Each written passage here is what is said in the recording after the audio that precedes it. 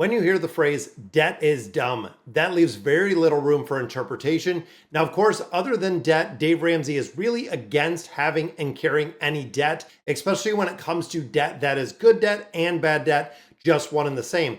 Now, in today's video, we're going to be looking at 5 types of debt that are very, very sneaky because a lot of people view them as good debt or things that you need to have or things that you had to have. But overall, when it comes to the exponential pricing as a financial counselor, I see how much people are paying in debt. Even if you look at a traditional mortgage, taken over 30 years, you're paying for your house about 150% more than what you should be. So if you buy a $300,000 house, chances are you're paying about $750,000 to $800,000 over a 30-year time frame for that mortgage. Now, in today's video, we're going to be looking at 5 sneaky types of debt, according to Dave Ramsey, with starting with number 1, which is a mortgage. Now, taking out a mortgage to buy a home, this, of course, can be viewed as good debt, but it is also how you do it. Mortgage is debt. It comes with an interest rate. It comes with a very, very significant impact, and probably for you and I, the largest purchase that you're ever going to make. And of course, when it comes to this, 30 years is the traditional mortgage that we're seeing.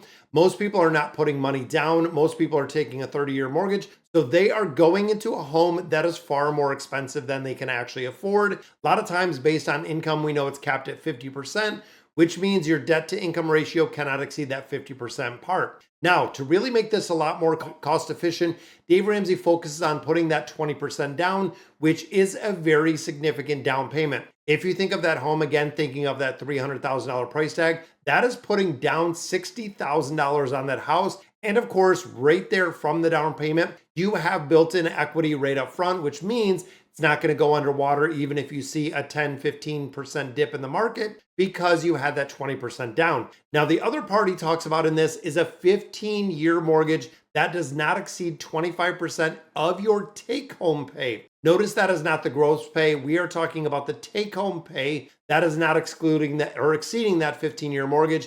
Now, I don't know about you, but when you start looking at a $300,000 house with a 15-year mortgage, even at today's rates, your payment is probably going to be north of $3,000. And for a majority of people, that is going to far exceed that 25% of take-home pay, which means you got to shop about the $100,000, $125,000, maybe $150,000 range at a 15-year mortgage to even fathom putting this really into perspective. When you start looking again, mortgages are considered good debt because if you don't have a mortgage, you're probably paying for housing in some other method. If you're renting a house, if you're renting an apartment, if you're really looking at a lot of different places, you have to have money to live, to essentially have a roof over your head, which we know is a need, but it also depends on what kind of level you're doing it. Are you buying the starter home when you're starting out, or are you over purchasing and really over committing to be house poor, which of course is a very common phrase that we hear when it comes to really having and managing the debt load. Now, the second one we look at is a car payment. This is where it gets crazy. Car payments, very similar to mortgages, are unavoidable for their entire part, but it doesn't mean that you have to spend, what we're seeing right now, $54,000 is the average price tag of a brand new vehicle. You could buy used. You could buy something a couple years old, something with a little bit more mileage. That, of course, is not going to wreck your budget when you start looking at these higher car payments. In addition, when you start adding on the maintenance costs, the gas costs, and the insurance costs, the payments are getting super, super high. Now, of course, with a brand new vehicle, when you drive it off the lot, 15 to 20% of depreciation takes hold. So again, if you're buying that $60,000 vehicle, you are losing a very big price tag and a very big retail sale out of that vehicle when you drive it off the lot. As you continue to add more miles on it, it is of course going to depreciate much faster. Now, of course, when this looks at 2 people, so let's say it is husband, wife, it is spouse, partners, whatever it is, if you're looking at 2 car payments, you are just literally doubling everything that you have. And again, financial counseling aspect in me really kicks in because I have seen people that are spending north of $1,500 a month to drive 2 new vehicles, which again is kind of crazy to think, $1,500. Then you throw in your insurance that you have on those vehicles, you're at about $1,800, $1,900. So you're dropping almost $2,000 when you put in the maintenance and gas per month just to have vehicles.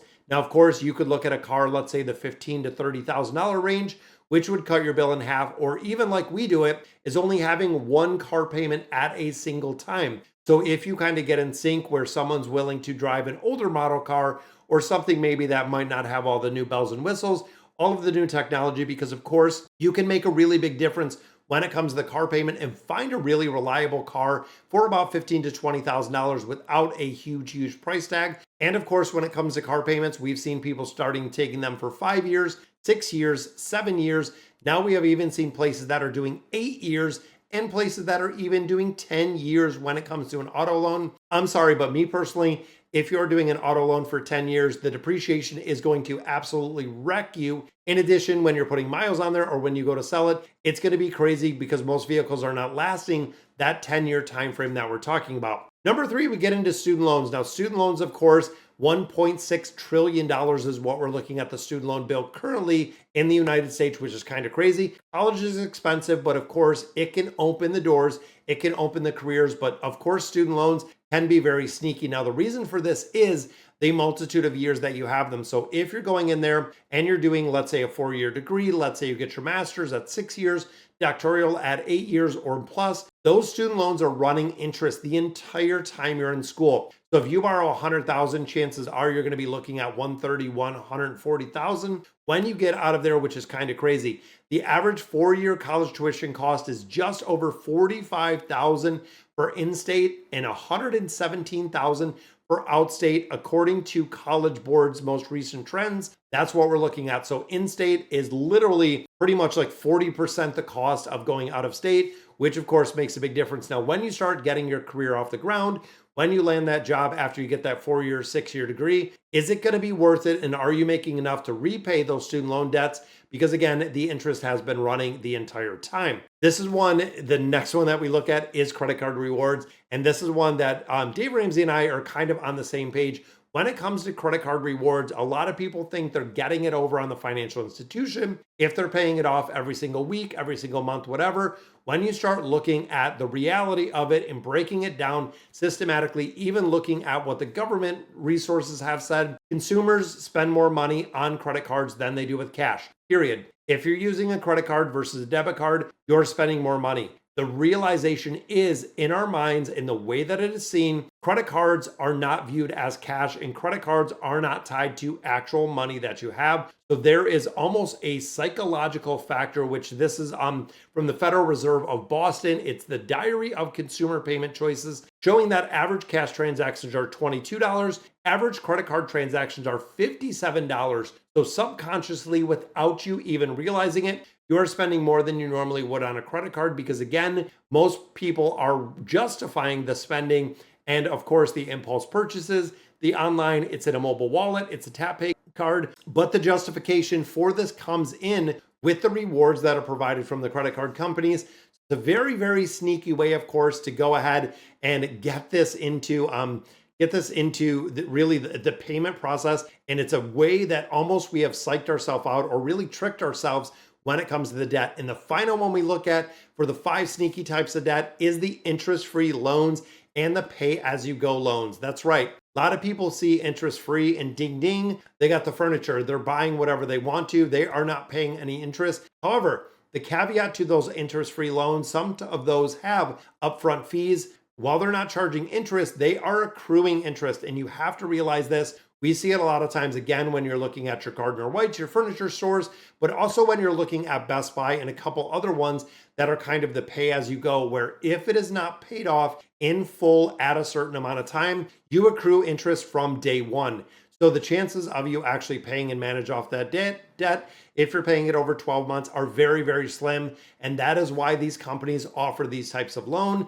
They get you in there, they sell the product. Not only that is they're giving you essentially free money up front, but it's not technically free because, again, the interest is continuing to run. Now it is estimated right now that there are hundreds of thousands, if not millions of dollars out there as the pay-as-you-go loans, or some of the loans that are the short-term paying over 4 months. When you look at companies like Affirm, the buy now, pay later, a lot of those companies don't report everything because they are very short-term loans, just like what we see with those payday advance or the cash advance loans. Very really kind of absorbent amount of fees that come with it, but it's kind of silly when it comes to the amount of debt that we do carry. So all right, guys, so that is going to do it for today's video. 5 sneaky types of debt that will definitely be there Let me know in the comments if you have any of those types of debt, and I'll catch you in the next video.